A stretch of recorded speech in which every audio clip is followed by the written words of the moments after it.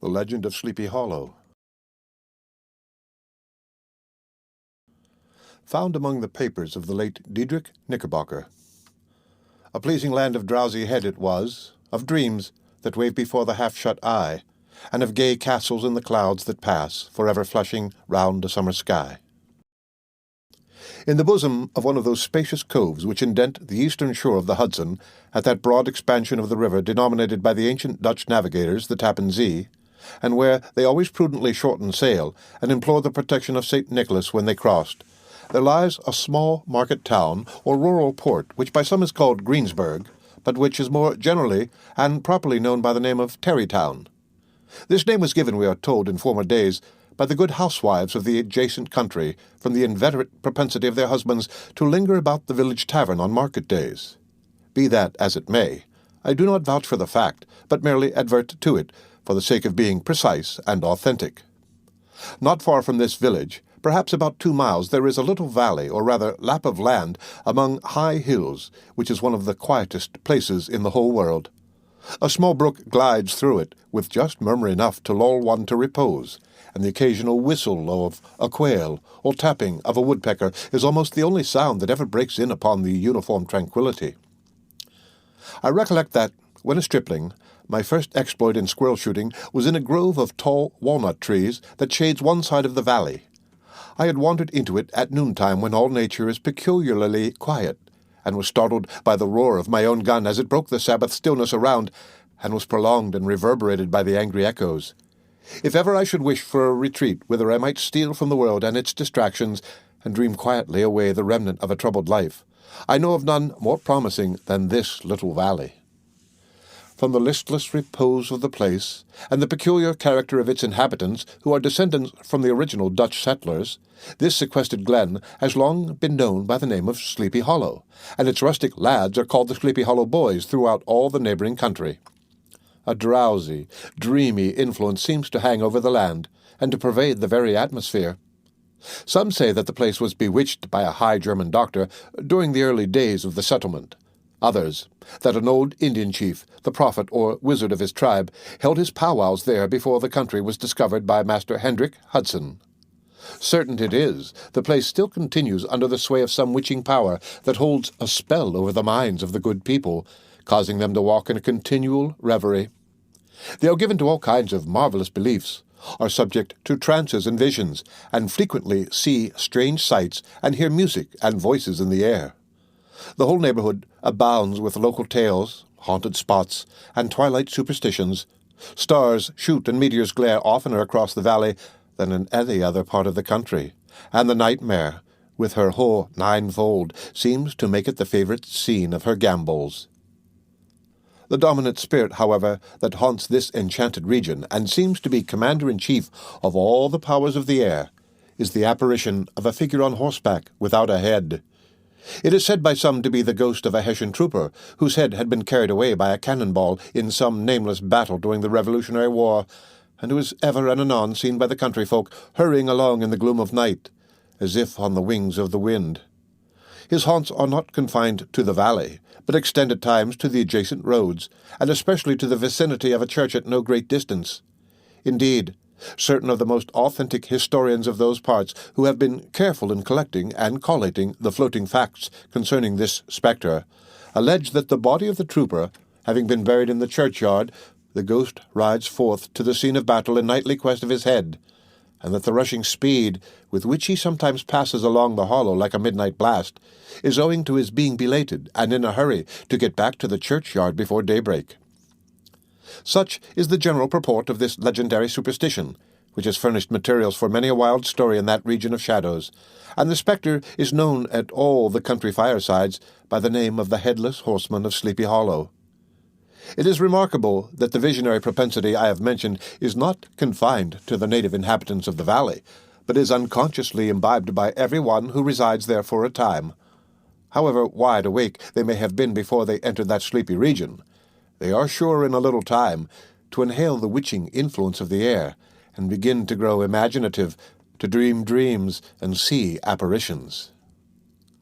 I mention this peaceful spot with all possible laud, for it is in such little retired Dutch valleys, found here and there embosomed in the great state of New York, that population, manners, and customs remain fixed, while the great torrent of migration and improvement, which is making such incessant changes in other parts of this restless country, sweeps by them unobserved. They are like those little nooks of still water which border a rapid stream, where we may see the straw and bubble riding quietly at anchor, or slowly revolving in their mimic harbour, undisturbed by the rush of the passing current. Though many years have elapsed since I trod the drowsy shades of Sleepy Hollow, yet I question whether I should not still find the same trees and the same families vegetating in its sheltered bosom. In this byplace of nature there abode, in a remote period of American history, that is to say, some 30 years since, a worthy wight of the name of Ichabod Crane, who sojourned, or, as he expressed it, tarried in Sleepy Hollow for the purpose of instructing the children of the vicinity. He was a native of Connecticut, a state which supplies the Union with pioneers for the mind as well as for the forest, and sends forth yearly its legions of frontier woodmen and country schoolmasters. The cognomen of Crane was not inapplicable to his person. He was tall, but exceedingly lank, with narrow shoulders, long arms and legs, hands that dangled a mile out of his sleeves, feet that might have served for shovels, and his whole frame most loosely hung together. His head was small and flat at top, with huge ears, large green glassy eyes, and a long snipe nose, so that it looked like a weathercock perched upon his spindle neck to tell which way the wind blew. To see him striding along the profile of a hill on a windy day, with his clothes bagging and fluttering about him, one might have mistaken him for the genius of famine descending upon the earth, or some scarecrow eloped from a cornfield. His schoolhouse was a low building of one large room, rudely constructed of logs, the windows partly glazed, and partly patched with leaves of old copybooks. It was most ingeniously secured at vacant hours by a withe twisted in the handle of the door, and stakes set against the window shutters, so that though a thief might get in with perfect ease, he would find some embarrassment in getting out, an idea most probably borrowed by the architect, Joost van Houten, from the mystery of an eel-pot. The schoolhouse stood in a rather lonely but pleasant situation, just at the foot of a woody hill, with a brook running close by, and a formidable birch tree growing at one end of it. From hence the low murmur of his pupils' voices, conning over their lessons, might be heard in a drowsy summer's day, like the hum of a beehive, interrupted now and then by the authoritative voice of the master, in the tone of menace or command, or, peradventure, by the appalling sound of the birch, as he urged some tardy loiterer along the flowery path of knowledge. Truth to say, he was a conscientious man, and ever bore in mind the golden maxim, spare the rod, and spoil the child. Ichabod Crane's scholars certainly were not spoiled. I would not have it imagined, however, that he was one of those cruel potentates of the school who joy in the smart of their subjects. On the contrary, he administered justice with discrimination rather than severity, taking the burden off the backs of the weak and laying it on those of the strong. Your mere puny stripling, that winced at the least flourish of the rod, was passed by with indulgence, but the claims of justice were satisfied by inflicting a double portion on some little tough, wrong-headed, broad-skirted Dutch urchin who sulked and swelled and grew dogged and sullen beneath the birch. All this he called doing his duty by their parents, and he never inflicted a chastisement without following it by the assurance, so consolatory to the smarting urchin, that he would remember it, and thank him for it the longest day he had to live. When school hours were over, he was even the companion and playmate of the larger boys, and on holiday afternoons would convoy some of the smaller ones home, who happened to have pretty sisters, or good housewives for mothers, noted for the comforts of the cupboard. Indeed, it behooved him to keep on good terms with his pupils. The revenue arising from his school was small, and would have been scarcely sufficient to furnish him with daily bread, for he was a huge feeder, and, though lank, had the dilating powers of an anaconda. But to help out his maintenance, he was, according to country custom in those parts, boarded and lodged at the houses of the farmers whose children he instructed. With these he lived successively a week at a time, thus going the rounds of the neighborhood with all his worldly effects tied up in a cotton handkerchief. That all this might not be too onerous on the purses of his rustic patrons, who are apt to consider the cost of schooling a grievous burden, and schoolmasters as mere drones, he had various ways of rendering himself both useful and agreeable. He assisted the farmers occasionally in the lighter labors of their farms, helped to make hay, mended the fences, took the horses to water, drove the cows from pasture, and cut wood for the winter fire. He laid aside, too, all the dominant dignity and absolute sway with which he lorded it in his little empire, the school, and became wonderfully gentle and ingratiating. He found favor in the eyes of the mothers by petting the children, particularly the youngest, and like the lion bold, which whilom so magnanimously the lamb did hold, he would sit with a child on one knee, and rock a cradle with his foot for whole hours together. In addition to his other vocations, he was the singing master of the neighborhood, and picked up many bright shillings by instructing the young folks in psalmody. It was a matter of no little vanity to him on Sundays to take his station in front of the church gallery with a band of chosen singers, where, in his own mind, he completely carried away the palm from the parson. Certain it is, his voice resounded far above all the rest of the congregation, and there are particular quavers still to be heard in that church, and which may even be heard half a mile off, quite to the opposite side of the mill-pond on a still Sunday morning, which are said to be legitimately descended from the nose of Ichabod Crane. Thus, by divers little makeshifts, in that ingenious way which is commonly denominated by hook and by crook, the worthy pedagogue got on tolerably enough, and was thought, by all who understood nothing of the labour of headwork, to have a wonderfully easy life of it. The schoolmaster is generally a man of some importance in the female circle of a rural neighbourhood, being considered a kind of idle, gentlemanlike personage, of vastly superior taste and accomplishments to the rough country swains, and indeed inferior in learning only to the parson. His appearance, therefore, is apt to occasion some little stir at the tea-table of a farmhouse, and the addition of a supernumerary dish of cakes, or sweetmeats, or, peradventure, the parade of a silver teapot. Our man of letters, therefore, was peculiarly happy in the smiles of all the country damsels. How he would figure among them in the churchyard, between services on Sundays, gathering grapes for them from the wild vines that overran the surrounding trees, reciting for their amusement all the epitaphs on the tombstones, or sauntering with a whole bevy of them along the banks of the adjacent mill-pond, while the more bashful country bumpkins hung sheepishly back, envying his superior elegance and address. From his half-itinerant life, also, he was a kind of travelling gazette, carrying the whole budget of local gossip from house to house, so that his appearance was always greeted with satisfaction. He was, moreover, esteemed by the women as a man of great erudition, for he had read several books quite through, and was a perfect master of Cotton Mather's History of New England Witchcraft, in which, by the way, he most firmly and potently believed.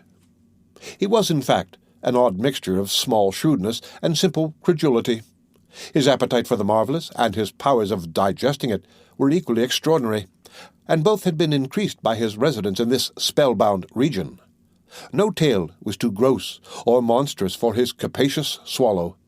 It was often his delight, after his school was dismissed in the afternoon, to stretch himself on the rich bed of clover bordering the little brook that whimpered by the schoolhouse, and there con over old Mather's direful tales, until the gathering dusk of evening made the printed page a mere mist before his eyes. Then, as he wended his way by swamp and stream and awful woodland to the farmhouse where he happened to be quartered, every sound of nature at that witching hour fluttered his excited imagination.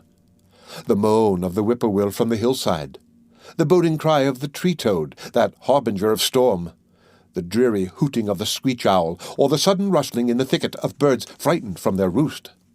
The fireflies, too, which sparkled most vividly in the darkest places, now and then startled him, as one of uncommon brightness would stream across his path, and if, by chance, a huge blockhead of a beetle came winging his blundering flight against him, the poor varlet was ready to give up the ghost with the idea that he was struck with a witch's token. His only resource on such occasions, either to drown thought or drive away evil spirits, was to sing psalm tunes, and the good people of Sleepy Hollow, as they sat by their doors of an evening, were often filled with awe at hearing his nasal melody, in linked sweetness long drawn out, floating from the distant hill or along the dusky road.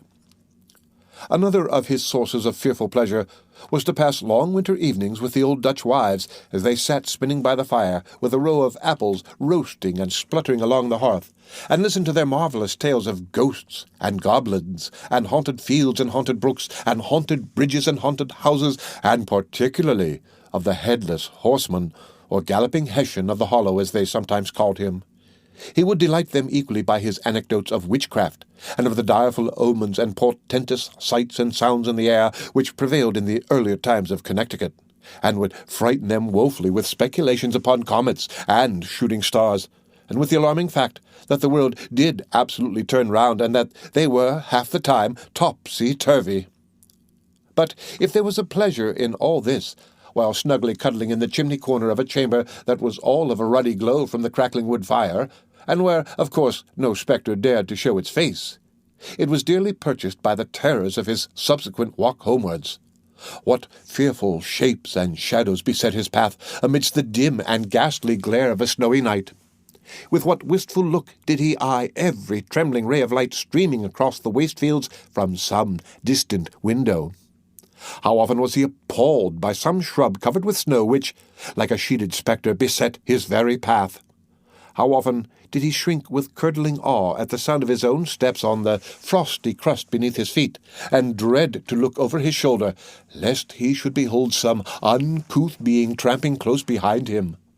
And how often was he thrown into complete dismay by some rushing blast howling among the trees, in the idea that it was the galloping Hessian on one of his nightly scourings! All these, however, were mere terrors of the night, phantoms of the mind that walk in darkness, and though he had seen many spectres in his time, and been more than once beset by Satan in divers shapes, in his lonely perambulations, yet daylight put an end to all these evils, and he would have passed a pleasant life of it, in despite of the devil and all his works, if his path had not been crossed by a being that causes more perplexity to mortal man than ghosts, goblins, and the whole races of witches put together, and that was a woman. Among the musical disciples who assembled one evening in each week to receive his instructions in psalmody was Katrina van Tassel, the daughter and only child of a substantial Dutch farmer. She was a blooming lass of fresh 18, plump as a partridge, ripe and melting and rosy-cheeked as one of her father's peaches, and universally famed not merely for her beauty, but her vast expectations. She was withal a little of a coquette, as might be perceived even in her dress, which was a mixture of ancient and modern fashions, as most suited to set off her charms. She wore the ornaments of pure yellow gold, which her great-great-grandmother had brought over from Saardam, the tempting stomacher of the olden time, and withal a provokingly short petticoat to display the prettiest foot and ankle in the country round. Ichabod Crane had a soft and foolish heart towards the sex, and it is not to be wondered at that so tempting a morsel soon found favour in his eyes, more especially after he had visited her in her paternal mansion. Old Baltus van Tassel was a perfect picture of a thriving, contented, liberal-hearted farmer. He seldom, it is true, sent either his eyes or his thoughts beyond the boundaries of his own farm, but within those everything was snug, happy, and well-conditioned. He was satisfied with his wealth, but not proud of it, and piqued himself upon the hearty abundance rather than the style in which he lived. His stronghold was situated on the banks of the Hudson in one of those green, sheltered, fertile nooks in which the Dutch farmers are so fond of nestling. A great elm tree spread its broad branches over it, at the foot of which bubbled up a spring of the softest and sweetest water in a little well formed of a barrel, and then stole sparklingly away through the grass to a neighbouring brook that babbled along among alders and dwarf willows.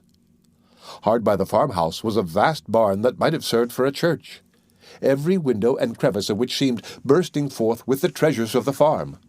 The flail was busily resounding within it from morning to night. Swallows and martins skimmed twittering about the eaves, and rows of pigeons, some with one eye turned up as if watching the weather, some with their heads under their wings or buried in their bosoms, and others swelling and cooing and bowing about their dames, were enjoying the sunshine on the roof. Sleek, unwieldy porkers were grunting in the repose and abundance of their pens, from whence sallied forth now and then troops of sucking pigs, as if to snuff the air. A stately squadron of snowy geese were riding in an adjoining pond, convoying whole fleets of ducks. Regiments of turkeys were gobbling through the farmyard, and guinea fowls fretting about it like ill-tempered housewives with their peevish, discontented cry. Before the barn door strutted the gallant cock, that pattern of a husband, a warrior, and a fine gentleman, clapping his burnished wings and crowing in the pride and gladness of his heart, sometimes tearing up the earth with his feet, and then generously calling his ever-hungry family of wives and children to enjoy the rich morsel which he had discovered. The pedagogue's mouth watered as he looked upon this sumptuous promise of luxurious winter fare. In his devouring mind's eye, he pictured to himself every roasting pig running about with a pudding in his belly and an apple in his mouth. The pigeons were snugly put to bed in a comfortable pie, and tucked in with a coverlet of crust. The geese were swimming in their own gravy, and the ducks pairing cosily in dishes like snug married couples with a decent competency of onion sauce. In the porkers he saw carved out the future sleek side of bacon, and juicy relishing ham, not a turkey, but he beheld daintily trussed up, with its gizzard under its wing, and peradventure a necklace of savoury sausages. And even bright Chanticleer himself lay sprawling on his back, in a side dish with uplifted claws, as if craving that quarter which his chivalrous spirit disdained to ask while living. As the enraptured Ichabod fancied all this, and as he rolled his great green eyes over the fat meadowlands, the rich fields of wheat, of rye, of buckwheat, and Indian corn, and the orchards burdened with ruddy fruit which surrounded the warm tenement of Van Tassel, his heart yearned after the damsel who was to inherit these domains, and his imagination expanded with the idea how they might be readily turned into cash, and the money invested in immense tracts of wild land and shingle palaces in the wilderness. Nay, his busy fancy already realized his hopes, and presented to him the blooming Katrina with a whole family of children, mounted on top of a wagon loaded with household of trumpery, with pots and kettles dangling beneath, and he beheld himself bestriding a pacing mare with a colt at her heels, setting out for Kentucky, Tennessee, or the Lord knows where. When he entered the house, the conquest of his heart was complete. It was one of those spacious farmhouses with high-ridged but lowly sloping roofs, built in the style handed down from the first Dutch settlers, the low projecting eaves forming a piazza along the front, capable of being closed up in bad weather. Under this were hung flails, harness, various utensils of husbandry, and nets for fishing in the neighboring river. Benches were built along the sides for summer use, and a great spinning wheel at one end and a churn at the other showed the various uses to which this important porch might be devoted. From this piazza the wandering Ichabod entered the hall, which formed the centre of the mansion, and the place of usual residence. Here rows of resplendent pewter ranged on a long dresser dazzled his eyes. In one corner stood a huge bag of wool ready to be spun. In another, a quantity of linsey-woolsey just from the loom. Ears of Indian corn and strings of dried apples and peaches hung in gay festoons along the walls, mingled with the god of red peppers, and a door left ajar gave him a peep into the best parlour, where the claw-footed chairs and dark mahogany tables shone like mirrors. Andirons, with their accompanying shovels and tongs, glistened from their covert of asparagus tops. Mock oranges and conch shells decorated the mantelpiece. Strings of various coloured bird eggs were suspended above it. A great ostrich egg was hung from the centre of the room, and a corner cupboard, knowingly left open, displayed immense treasures of old silver and well-mended china. From the moment Ichabod laid his eyes upon these regions of delight, the peace of his mind was at an end, and his only study was how to gain the affections of the peerless daughter of Van Tassel. In this enterprise, however, he had more real difficulties than generally fell to the lot of a knight-errant of yore, who seldom had anything but giants, enchanters, fiery dragons, and such like easily conquered adversaries to contend with, and had to make his way merely through gates of iron and brass, and walls of adamant to the castle keep, where the lady of his heart was confined. All which he achieved as easily as a man would carve his way to the centre of a Christmas pie. And then the lady gave him her hand as a matter of course. Ichabod, on the contrary, had to win his way to the heart of a country coquette, beset with a labyrinth of whims and caprices, which were forever presenting new difficulties and impediments. And he had to encounter a host of fearful adversaries of real flesh and blood, the numerous rustic admirers who beset every portal to her heart, keeping a watchful and angry eye upon each other, but ready to fly out in the common cause against any new competitor. Among these, the most formidable was a burly, roaring, roistering blade of the name of Abraham, or, according to the Dutch abbreviation, Brom van Brunt, the hero of the country round, which rang with his feats of strength and hardihood. He was broad-shouldered and double-jointed, with short, curly black hair, and a bluff but not unpleasant countenance, having a mingled air of fun and arrogance. From his Herculean frame and great powers of limb, he had received the nickname of Brom Bones, by which he was universally known. He was famed for great knowledge and skill in horsemanship, being as dexterous on horseback as a Tartar. He was foremost at all races and cockfights, and with the ascendancy which bodily strength always acquires in rustic life, was the umpire in all disputes, setting his hat on one side, and giving his decisions with an air and tone that admitted of no gainsay or appeal. He was always ready for either a fight or a frolic, but had more mischief than ill will in his composition, and with all his overbearing roughness, there was a strong dash of waggish good humour at bottom. He had 3 or 4 boon companions who regarded him as their model, and at the head of whom he scoured the country, attending every scene of feud or merriment for miles around. In cold weather he was distinguished by a fair cap surmounted with a flaunting fox's tail, and when the folks at a country gathering descried this well-known crest at a distance, whisking about among a squad of hard riders, they always stood by for a squall. Sometimes his crew would be heard dashing along past the farmhouses at midnight, with whoop and halloo like a troop of Don Cossacks, and the old dames, startled out of their sleep, would listen for a moment till the hurry-scurry had clattered by, and then exclaim, "Aye, there goes Brom Bones and his gang." The neighbours looked upon him with a mixture of awe, admiration, and goodwill, and when any madcap prank or rustic brawl occurred in the vicinity, always shook their heads and warranted Brom Bones was at the bottom of it. This rantipole hero had for some time singled out the blooming Katrina for the object of his uncouth gallantries, and though his amorous toyings were something like the gentle caresses and endearments of a bear, yet it was whispered that she did not altogether discourage his hopes. Certain it is, his advances were signals for rival candidates to retire, who felt no inclination to cross a lion in his amours, insomuch that when his horse was seen tied to Van Tassel's paling on a Sunday night, a sure sign that his master was courting, or, as it is termed, sparking within, all other suitors passed by in despair, and carried the war into other quarters. Such was the formidable rival with whom Ichabod Crane had to contend, and considering all things, a stouter man than he would have shrunk from the competition, and a wiser man would have despaired. He had, however, a happy mixture of pliability and perseverance in his nature. He was in form and spirit like a supplejack, yielding but tough. Though he bent, he never broke, and though he bowed beneath the slightest pressure, yet, the moment it was away, jerk, he was as erect and carried his head as high as ever. To have taken the field openly against his rival would have been madness, for he was not a man to be thwarted in his amours, any more than that stormy lover Achilles. Ichabod, therefore, made his advances in a quiet and gently insinuating manner. Under cover of his character of singing master, he made frequent visits at the farmhouse. Not that he had anything to apprehend from the meddlesome interference of parents, which is so often a stumbling block in the path of lovers. Bolt Van Tassel was an easy, indulgent soul. He loved his daughter better even than his pipe, and, like a reasonable man and an excellent father, let her have her way in everything.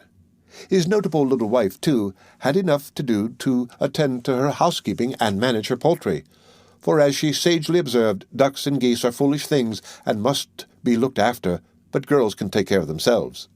Thus, while the busy dame bustled about the house or plied her spinning-wheel at one end of the piazza, the honest Bolt would sit smoking his evening pipe at the other, watching the achievements of a little wooden warrior, who, armed with a sword in each hand, was most valiantly fighting the wind on the pinnacle of the barn.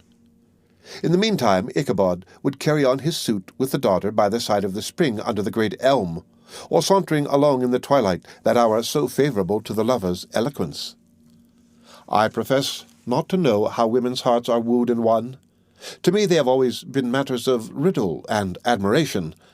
Some seem to have but one vulnerable point, or door of access, while others have 1,000 avenues, and may be captured in 1,000 different ways. It is a great triumph of skill to gain the former, but a still greater proof of generalship to maintain possession of the latter, for man must battle for his fortress at every door and window. He who wins 1,000 common hearts is therefore entitled to some renown, but he who keeps undisputed sway over the heart of a coquette is indeed a hero. Certain it is, this was not the case with the redoubtable Brom Bones, and from the moment Ichabod Crane made his advances, the interests of the former evidently declined. His horse was no longer seen tied to the palings on Sunday nights, and a deadly feud gradually arose between him and the preceptor of Sleepy Hollow. Brom, who had a degree of rough chivalry in his nature, would fain have carried matters to open warfare, and have settled their pretensions to the lady, according to the mode of those most concise and simple reasoners, the knights-errant of yore, by single combat. But Ichabod was too conscious of the superior might of his adversary to enter the lists against him. He had overheard a boast of Bones that he would double the schoolmaster up and lay him on a shelf of his own schoolhouse, and he was too wary to give him an opportunity. There was something extremely provoking in this obstinately pacific system. It left Brom no alternative but to draw upon the funds of rustic waggery in his disposition, and to play off boorish practical jokes upon his rival. Ichabod became the object of whimsical persecution to Bones and his gang of rough riders. They harried his hitherto peaceful domains, smoked out his singing school by stopping up the chimney, broke into the schoolhouse at night in spite of its formidable fastenings of withe and window stakes, and turned everything topsy-turvy so that the poor schoolmaster began to think all the witches in the country held their meetings there.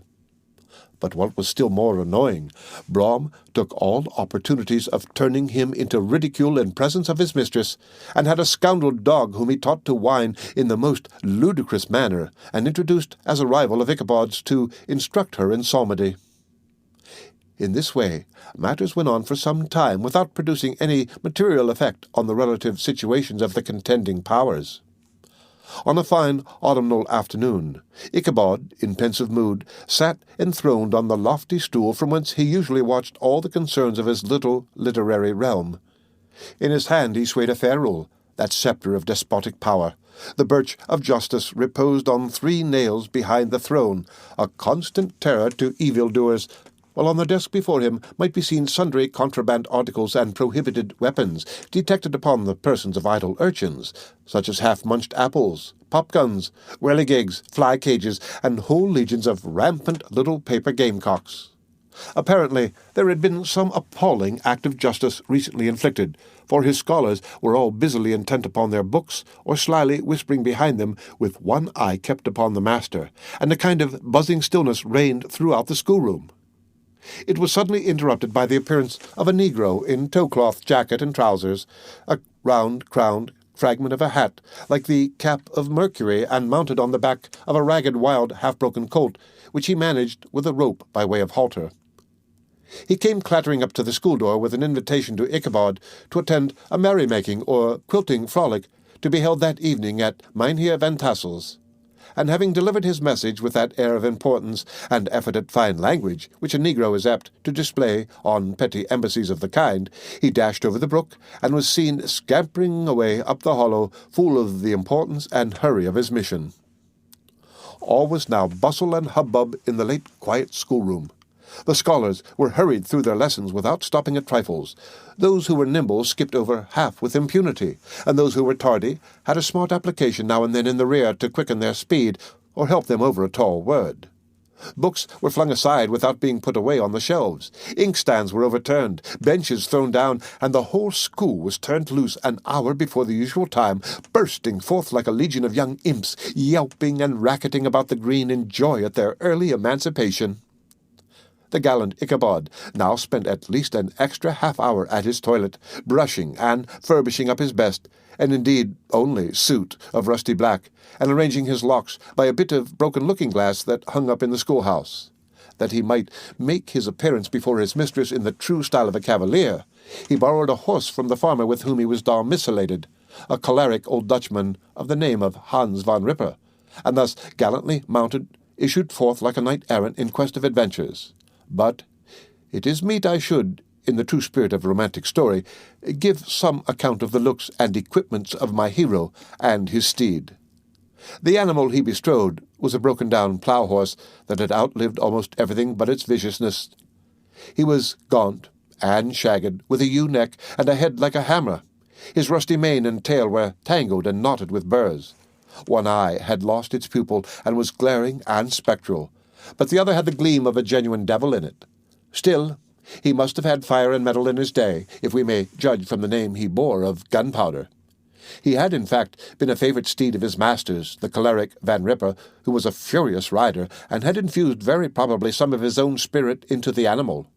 For old and broken down as he looked, there was more of the lurking devil in him than in any young filly in the country. Ichabod was a suitable figure for such a steed. He rode with short stirrups, which brought his knees nearly up to the pommel of the saddle. His sharp elbows stuck out like grasshoppers. He carried his whip perpendicularly in his hand like a sceptre, and as his horse jogged on, the motion of his arms was not unlike the flapping of a pair of wings.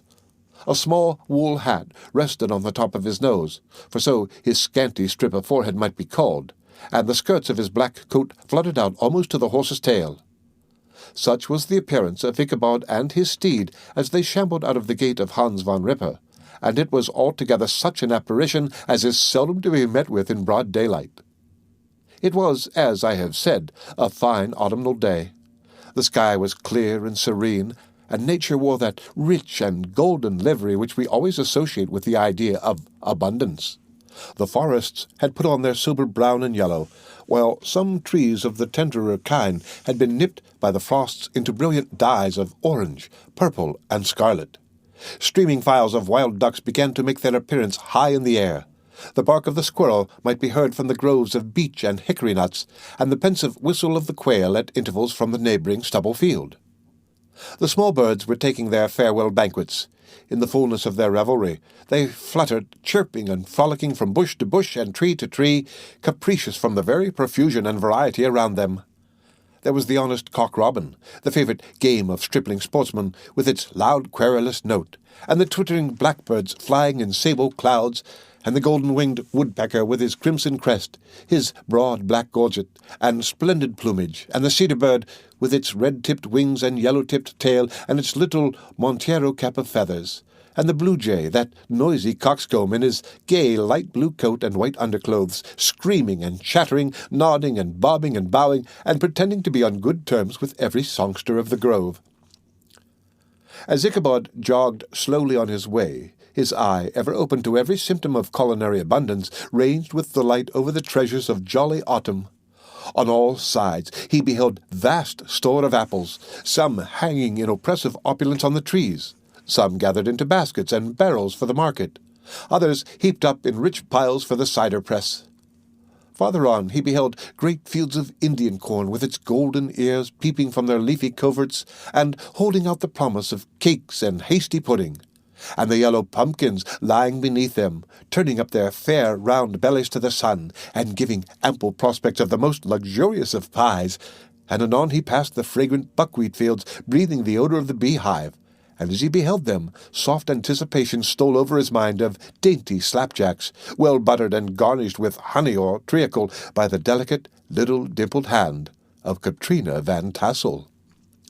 Thus feeding his mind with many sweet thoughts and sugared suppositions, he journeyed along the sides of a range of hills which look out upon some of the goodliest scenes of the mighty Hudson. The sun gradually wheeled his broad disk down in the west. The wide bosom of the Tappan Zee lay motionless and glassy, excepting that here and there a gentle undulation waved and prolonged the blue shadow of the distant mountain. A few amber clouds floated in the sky without a breath of air to move them. The horizon was of a fine golden tint, changing gradually into a pure apple green, and from that into the deep blue of the mid-heaven. A slanting ray lingered on the woody crests of the precipices that overhung some parts of the river, giving greater depth to the dark grey and purple of their rocky sides. A sloop was loitering in the distance, dropping slowly down with the tide, her sail hanging uselessly against the mast, and, as the reflection of the sky gleamed along the still water, it seemed as if the vessel was suspended in the air. It was toward evening that Ichabod arrived at the castle of the Heer Van Tassel, which he found thronged with the pride and flower of the adjacent country. Old farmers, a spare leathern-faced race in homespun coats and breeches, blue stockings, huge shoes, and magnificent pewter buckles. Their brisk, withered little dames in close, crimped caps, long-waisted short gowns, homespun petticoats with scissors and pincushions and gay calico pockets hanging on the outside. buxom lasses almost as antiquated as their mothers, excepting where a straw hat, a fine ribbon, or perhaps a white frock gave symptoms of city innovation. The sons in short square-skirted coats with rows of stupendous brass buttons, and their hair generally queued in the fashion of the times, especially if they could procure an eel skin for the purpose, it being esteemed throughout the country as a potent nourisher and strengthener of the hair.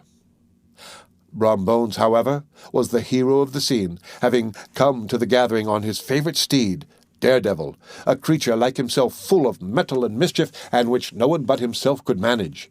He was, in fact, noted for preferring vicious animals, given to all kinds of tricks, which kept the rider in constant risk of his neck, for he held a tractable, well-broken horse as unworthy of a lad of spirit.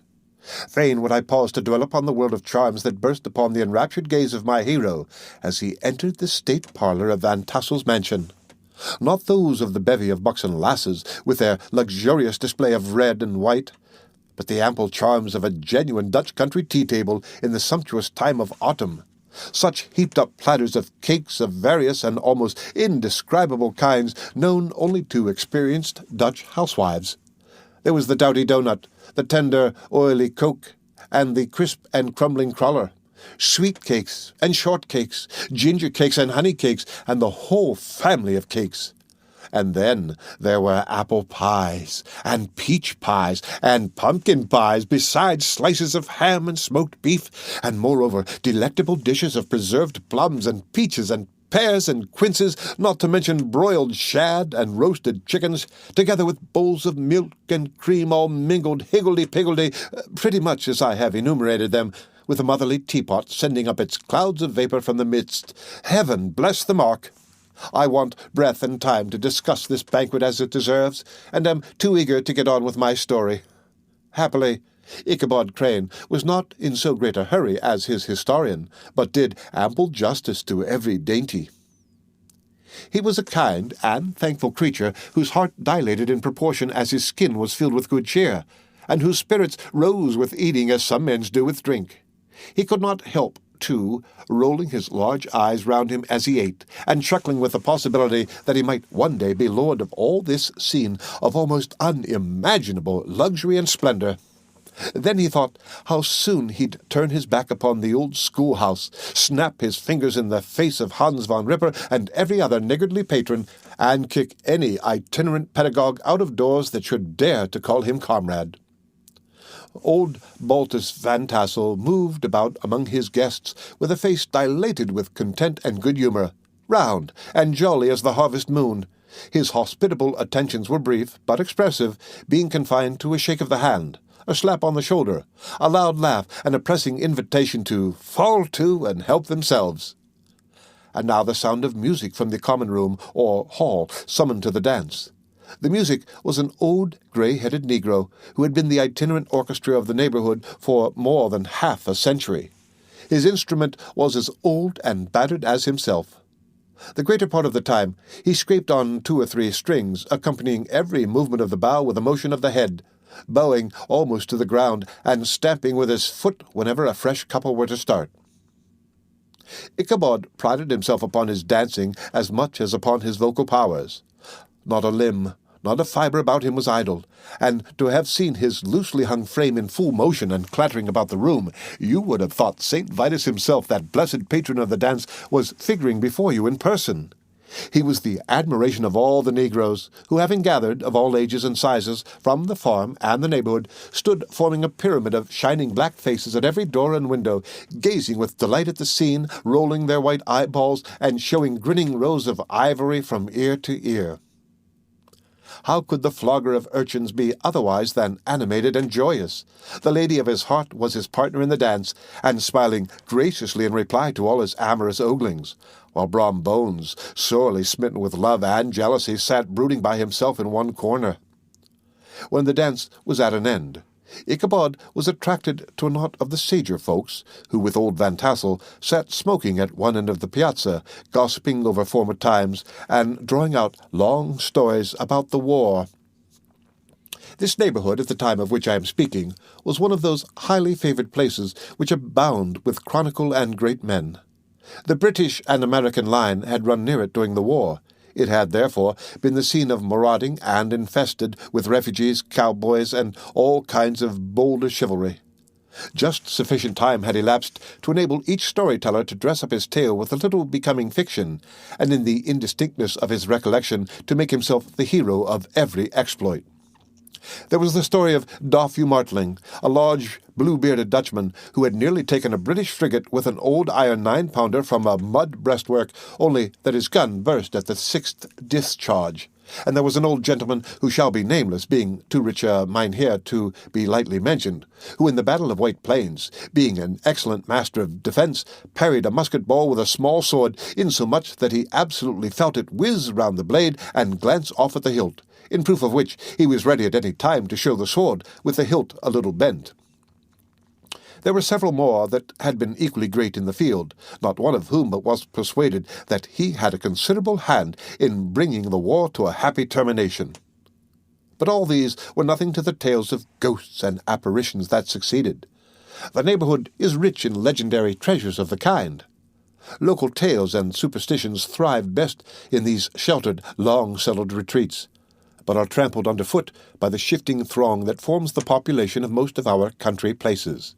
Besides, there is no encouragement for ghosts in most of our villages, for they have scarcely had time to finish their first nap and turn themselves in their graves before their surviving friends have travelled away from the neighbourhood, so that when they turn out at night to walk their rounds, they have no acquaintance left to call upon. This is perhaps the reason why we so seldom hear of ghosts except in our long-established Dutch communities. The immediate cause, however, of the prevalence of supernatural stories in these parts was doubtless owing to the vicinity of Sleepy Hollow.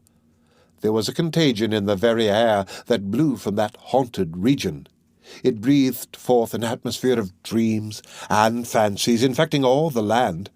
Several of the Sleepy Hollow people were present at Van Tassel's and, as usual, were doling out their wild and wonderful legends. Many dismal tales were told about funeral trains, and mourning cries, and wailings heard and seen about the great tree where the unfortunate Major Andre was taken, and which stood in the neighbourhood. Some mention was made also of the woman in white that haunted the dark glen at Raven Rock, and was often heard to shriek on winter nights before a storm, having perished there in the snow.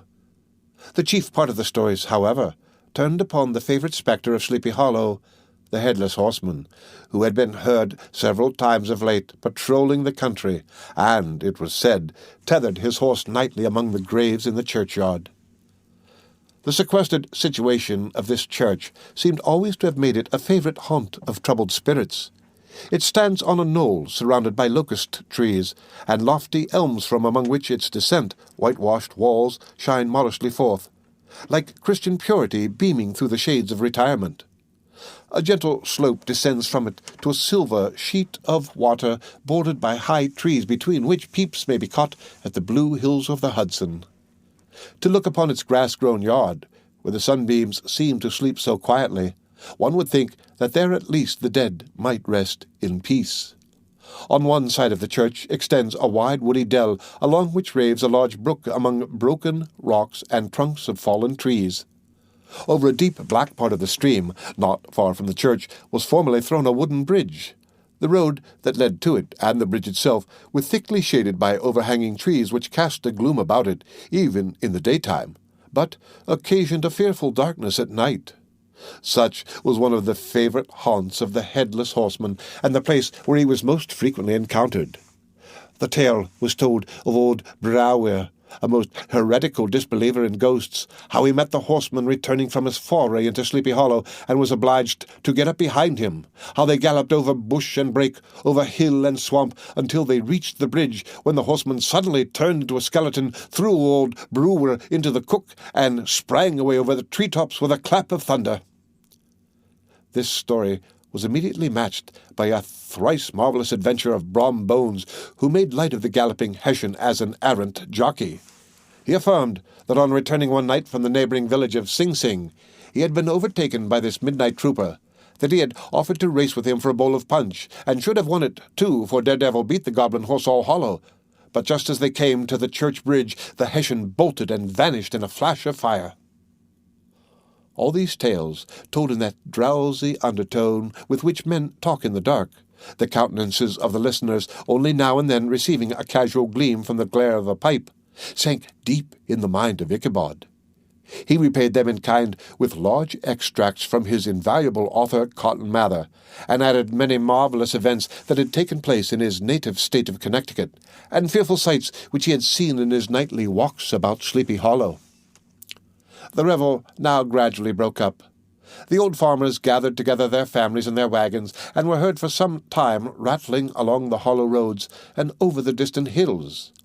Some of the damsels mounted on pillions behind their favourite swains, and their light-hearted laughter, mingling with the clatter of hoofs, echoed along the silent woodlands, sounding fainter and fainter, until they gradually died away. And the late scene of noise and frolic was all silent and deserted. Ichabod only lingered behind, according to the custom of country lovers, to have a tete-a-tete with the heiress, fully convinced that he was now on the high road to success. What passed at this interview I will not pretend to say, for, in fact, I do not know. Something, however, I fear me, must have gone wrong, for he certainly sallied forth after no very great interval, with an air quite desolate and chapfallen. Oh, these women! These women! Could that girl have been playing off any of her coquettish tricks? Was her encouragement of the poor pedagogue all a mere sham to secure her conquest of his rival? Heaven only knows, not I.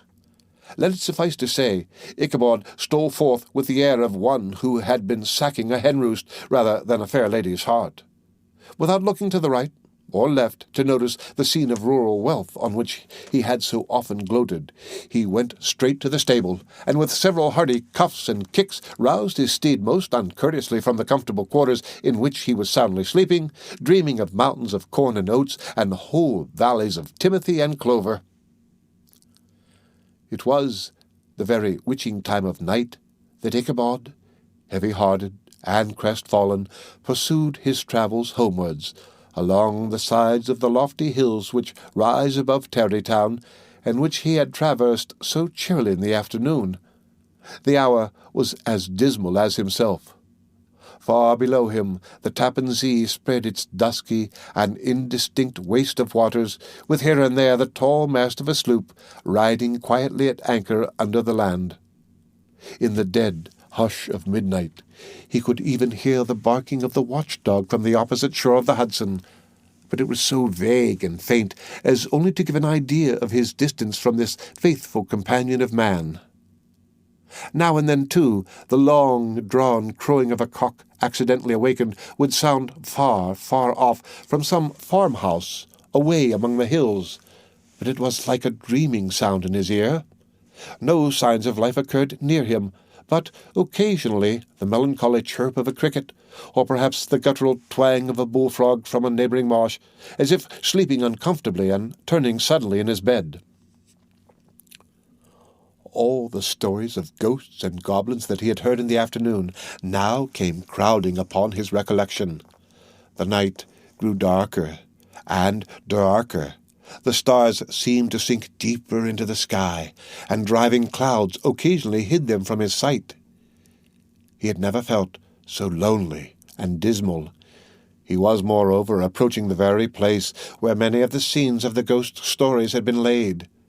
In the centre of the road stood an enormous tulip tree, which towered like a giant above all the other trees of the neighbourhood, and formed a kind of landmark. Its limbs were gnarled and fantastic, large enough to form trunks for ordinary trees, twisting down almost to the earth and rising again into the air. It was connected with the tragical story of the unfortunate Andre, who had been taken prisoner hard by, and was universally known by the name of Major Andre's tree. The common people regarded it with a mixture of respect and superstition, partly out of sympathy for the fate of its ill-starred namesake, and partly from the tales of strange sights and doleful lamentations told concerning it. As Ichabod approached this fearful tree, he began to whistle. He thought his whistle was answered. It was but a blast sweeping sharply through the dry branches. As he approached a little nearer, he thought he saw something white hanging in the midst of the tree. He paused and ceased whistling, but, on looking more narrowly, perceived that it was a place where the tree had been scathed by lightning, and the white wood laid bare. Suddenly he heard a groan. His teeth chattered, and his knees smote against the saddle. It was but the rubbing of one huge bough upon another, as they were swayed about by the breeze. He passed the tree in safety, but new perils lay before him. About 200 yards from the tree, a small brook crossed the road and ran into a marshy and thickly wooded glen known by the name of Wiley Swamp. A few rough logs, laid side by side, served for a bridge over this stream. On that side of the road, where the brook entered the wood, a group of oaks and chestnuts matted thick with wild grapevines threw a cavernous gloom over it. To pass this bridge was the severest trial. It was at this identical spot that the unfortunate Andre was captured, and under the covert of those chestnuts and vines were the sturdy human concealed who surprised him. This has ever since been considered a haunted stream, and fearful are the feelings of the schoolboy who has to pass it alone after dark. As he approached the stream, his heart began to thump. He summoned up, however, all his resolution, gave his horse half a score of kicks in the ribs, and attempted to dash briskly across the bridge. But instead of starting forward, the perverse old animal made a lateral movement and ran broadside against the fence. Ichabod, whose fears increased with the delay, jerked the reins on the other side and kicked lustily with the contrary foot. It was all in vain. His steed started, it is true, but it was only to plunge to the opposite side of the road into a thicket of brambles and alder bushes. The schoolmaster now bestowed both whip and heel upon the starveling ribs of old Gunpowder, who dashed forward, snuffling and snorting, but came to a stand just by the bridge with a suddenness that had nearly sent his rider sprawling over his head. Just at this moment, a plashy tramp by the side of the bridge caught the sensitive ear of Ichabod. In the dark shadow of the grove on the margin of the brook, he beheld something huge, misshapen, and towering. It stirred not, but seemed gathered up in the gloom like some gigantic monster ready to spring upon the traveller. The hair of the affrighted pedagogue rose upon his head with terror. What was to be done? To turn and fly was now too late, and besides, what chance was there of escaping ghost or goblin, if such it was, which could ride upon the wings of the wind? Summoning up, therefore, a show of courage, he demanded in stammering accents, "Who are you?" He received no reply. He repeated his demand in a still more agitated voice. Still there was no answer. Once more he cudgelled the sides of his inflexible gunpowder, and, shutting his eyes, broke forth with involuntary fervour into a psalm tune.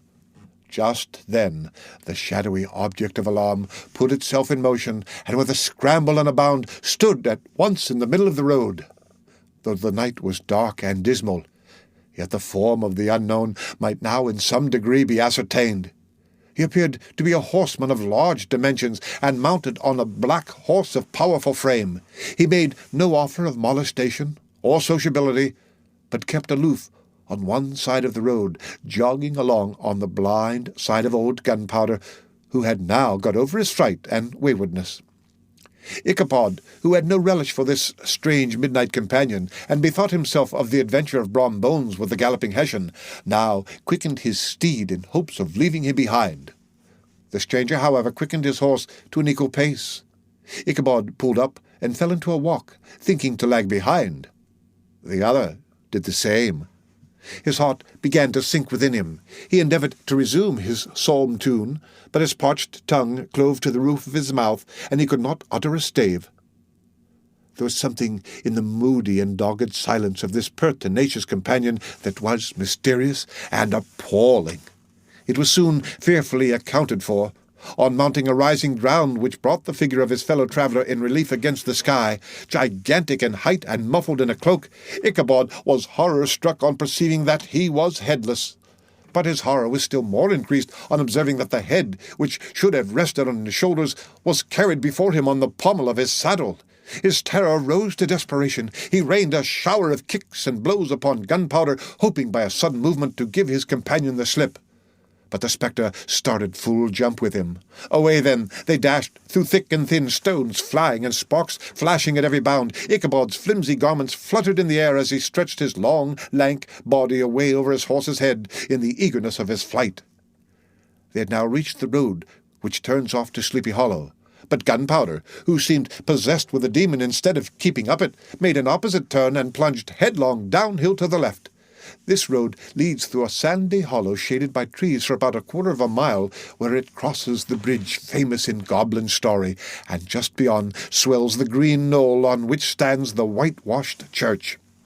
As yet, the panic of the steed had given his unskilful rider an apparent advantage in the chase. But just as he had got halfway through the hollow, the girths of the saddle gave way, and he felt it slipping from under him. He seized it by the pommel and endeavoured to hold it firm, but in vain, and had just time to save himself by clasping old Gunpowder round the neck when the saddle fell to the earth and he heard it trampled underfoot by his pursuer. For a moment the terror of Hans Van Ripper's wrath passed across his mind, for it was his Sunday saddle. But this was no time for petty fears. The goblin was hard on his haunches, and, unskilful rider that he was, he had much ado to maintain his seat, sometimes slipping on one side, sometimes on another, and sometimes jolted on the high ridge of the horse's backbone with a violence that he verily feared would cleave him asunder. An opening in the trees now cheered him with the hopes that the church bridge was at hand. The wavering reflection of a silver star in the bosom of the brook told him that he was not mistaken. He saw the walls of the church dimly glaring under the trees beyond. He recollected the place where Brombone's ghostly competitor had disappeared. "If I can but reach that bridge," thought Ichabod, "I am safe." Just then he heard the black steed panting and blowing close behind him. He even fancied that he felt his hot breath. Another convulsive kick in the ribs, and old Gunpowder sprang upon the bridge. He thundered over the resounding planks. He gained the opposite side, and now Ichabod cast a look behind to see if his pursuer should vanish, according to rule, in a flash of fire and brimstone. Just then he saw the goblin rising in his stirrups, and in the very act of hurling his head at him. Ichabod endeavoured to dodge the horrible missile, but too late it encountered his cranium with a tremendous crash. He was tumbling headlong into the dust, and Gunpowder the black steed and the goblin rider passed by like a whirlwind. The next morning the old horse was found without his saddle, and with the bridle under his feet, soberly cropping the grass at his master's gate. Ichabod did not make his appearance at breakfast. Dinner hour came, but no Ichabod. The boys assembled at the schoolhouse, and strode idly about the banks of the brook, but no schoolmaster. Hans Van Ripper now began to feel some uneasiness about the fate of poor Ichabod and his saddle. An inquiry was set on foot, and after diligent investigation they came upon his traces. In one part of the road leading to the church was found the saddle trampled in the dirt, the tracks of horses' hoofs deeply dented in the road, and evidently at furious speed, were traced to the bridge, beyond which, on the bank of a broad part of the brook, where the water ran deep and black, was found the hat of the unfortunate Ichabod, and close beside it a shattered pumpkin. The brook was searched, but the body of the schoolmaster was not to be discovered. Hans Van Ripper, as executor of his estate, examined the bundle which contained all his worldly effects. They consisted of 2 shirts and a half, 2 stocks for the neck, a pair or 2 of worsted stockings, an old pair of corduroy small clothes, a rusty razor, a book of psalm tunes full of dog-ears, and a broken pitch-pipe. As to the books and furniture of the schoolhouse, they belonged to the community, excepting Cotton Mather's History of Witchcraft, a New England almanac, and a book of dreams and fortune-telling, in which last was a sheet of foolscap much scribbled and blotted in several fruitless attempts to make a copy of verses in honour of the heiress of Van Tassel. These magic books and the poetic scrawl were forthwith consigned to the flames by Hans Van Ripper, who from that time forward determined to send his children no more to school, observing that he never knew any good come of this same reading and writing. Whatever money the schoolmaster possessed, and he had received his quarter's pay but a day or 2 before, he must have had about his person at the time of his disappearance. The mysterious event caused much speculation at the church on the following Sunday. Knots of gazers and gossips were collected in the churchyard, at the bridge, and at the spot where the hat and pumpkin had been found. The stories of Brouwer, of Bones, and a whole budget of others were called to mind, and when they had diligently considered them all, and compared them with the symptoms of the present case, they shook their heads and came to the conclusion that Ichabod had been carried off by the galloping Hessian. As he was a bachelor and in nobody's debt, Nobody troubled his head any more about him. The school was removed to a different quarter of the hollow, and another pedagogue reigned in his stead. It is true, an old farmer who had been down to New York on a visit several years after, and from whom this account of the ghostly adventure was received, brought home the intelligence that Ichabod Crane was still alive, that he had left the neighborhood partly through fear of the goblin and Hans von Ripper, and partly in mortification at having been suddenly dismissed by the heiress, that he had changed his quarters to a distant part of the country, had kept school and studied law at the same time, had been admitted to the bar, turned politician, electioneered, written for the newspapers, and finally had been made a justice of the 10-pound court. Brombones, too, who shortly after his rival's disappearance conducted the blooming Katrina in triumph to the altar, was observed to look exceedingly knowing whenever the story of Ichabod was related, and always burst into a hearty laugh at the mention of the pumpkin, which led some to suspect that he knew more about the matter than he chose to tell. The old country wives, however, who are the best judges of these matters, maintain to this day that Ichabod was spirited away by supernatural means, and it is a favourite story often told about the neighbourhood round the winter evening fire. The bridge became more than ever an object of superstitious awe, and that may be the reason why the road has been altered of late years, so as to approach the church by the border of the mill pond. The schoolhouse, being deserted, soon fell to decay, and was reported to be